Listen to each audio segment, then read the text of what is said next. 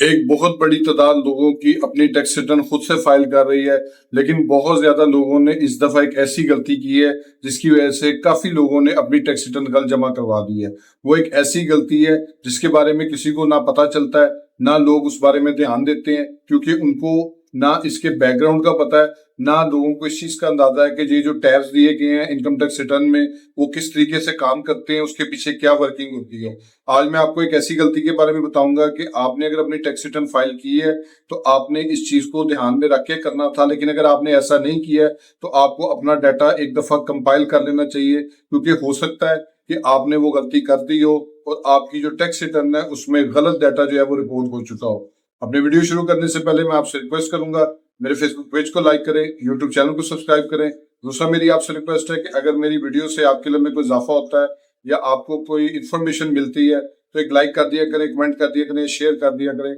इससे मेरी काफी हौसला अफजाई होती है।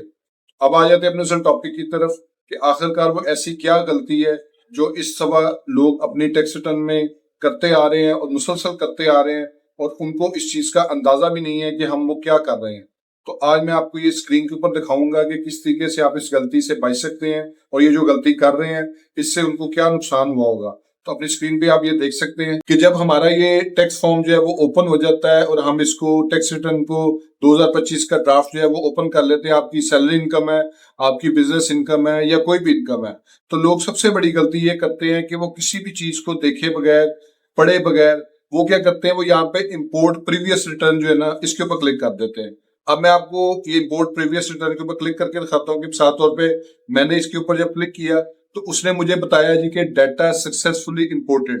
अब लोगों को लगता है कि यार ये जो हमारी पिछले साल की टैक्स रिटर्न है उसका सारा डाटा जो है वो इंपोर्ट हो चुका हुआ है, अब हम जो है वो इसमें चेंजिंग करेंगे इस साल के मुताबिक और हमारा जो डाटा है वो एक्यूरेट हो जाएगा और उसके बाद जो है वो हम अपनी टैक्स रिटर्न फाइल कर देंगे। तो इसकी मिसाल मैं आपको देता हूँ कि मिसाल के तौर पे होगी, हम ये कंपटीशंस में जाते हैं तो ये आप देखें कि उसने पिछले साल की जो टैक्स रिटर्न है उसका पूरे का पूरा डाटा जो है वो उसने इंपोर्ट कर लिया है। यही वो सबसे बड़ी गलती है जो लोग करते हैं कि उनको अंदाजा ही नहीं है कि उन्होंने कितना बड़ा ब्लंडर जो है वो कर दिया है। इसमें आप देखें कि वो क्या बता रहा है कि पिछले साल के मुताबिक आपका जो विदहोल्डिंग टैक्स था वो 11,32,422 रुपए था और उसके बाद जो है वो 1,63,000 आपने और पे करना है। अब लोग क्या करते हैं, लोग इधर से जो है वो अगर मिसाल तौर पर ये रिटर्न एक बिजनेस इनकम की है तो बिजनेस इनकम के अंदर जाके जो है लोग इसमें वैल्यूज को चेंज कर देंगे। इधर मिसाल के तौर पे उन्होंने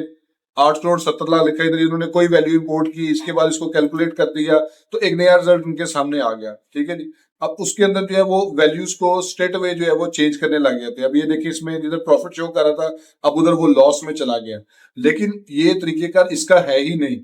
इसको इस तरीके से बिल्कुल नहीं करना चाहिए। अब इसका सही तरीका क्या है, दुरुस्त तरीकाकार क्या है, वो मैं अब आपको बताता हूँ। इसमें जो दुरुस्त तरीकेकार है वो ये है कि जब आपका ये रिटर्न का फॉर्म जो है वो ओपन हो जाता है ड्राफ्ट में, तो आपने स्ट्रेट अवे इसके ऊपर इंपोर्ट प्रीवियस रिटर्न के ऊपर क्लिक बिल्कुल नहीं करना है। आपने करना क्या वो मैं आपको बता देता हूँ कि इधर आप लेफ्ट साइड पे देख सकते हैं टैक्स चार्जेबल की ऑप्शन होती है।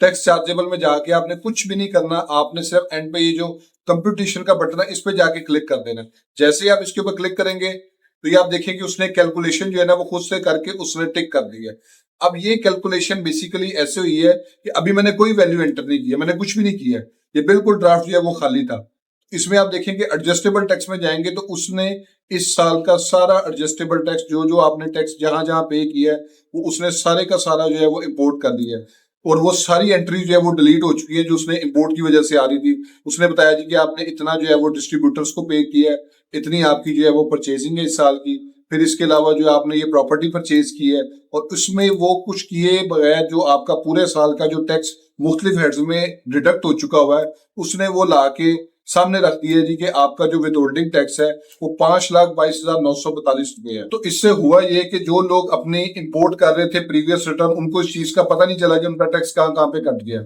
उनको एक बेसिक आइडिया पता ही नहीं लग सका कि एफबीआर के पास कौन कौन सा टैक्स डिडक्ट होकर उनके पास जा चुका है। किसी ने उसको जाली सैलरी रिसिप्ट दे दिया या किसी ने उसको जाली इनवॉइस दे दी है, तो उसके मुताबिक डाटा इंपोर्ट करी जा रहा है और उसके बाद उसमें वैल्यूज को चेंज करी जा रहा है और उसके बाद वो गलत पे गलत जो है वो एंट्री करता जा रहा है। तो ये एक सिंपल सा टैब होता है और इसी वजह से मैं कहता हूँ लोगों को कि आपने अगर कोई काम करना है तो सबसे पहले उस काम को सीखें, उसके बाद उस काम को जो है वो किया करें, क्योंकि अगर आप इसको नहीं करते तो आपका अपना नुकसान होता है, इसके अलावा और कोई चॉइस नहीं होती है आपको अपना नुकसान फेस करने के अलावा। तो इसमें मैंने आज आपको बताया कि किस तरीके से आपने जो है वो डायरेक्ट इंपोर्ट के ऊपर जो है वो क्लिक नहीं करना। सबसे पहले आपने सिर्फ कंप्यूटेशन के टैब पे जाके आपने अपने डाटा को चेक करना है कि कहाँ कहाँ पे आपका जो डाटा है वो टेक्स्ट की फॉर्म में जो है वो कलेक्ट हो चुका हुआ है। उसके बाद आपने किसी और एंट्री को जो है वो हाथ लगाना है। होप्स आपको ये वीडियो पसंद आई होगी। मेरे फेसबुक पेज को लाइक करें, यूट्यूब चैनल को सब्सक्राइब करें ताकि लीगल टॉपिक्स रिलेटेड इसी तरह एडवाइस मैं आपसे शेयर करता हूँ। Thank you for watching.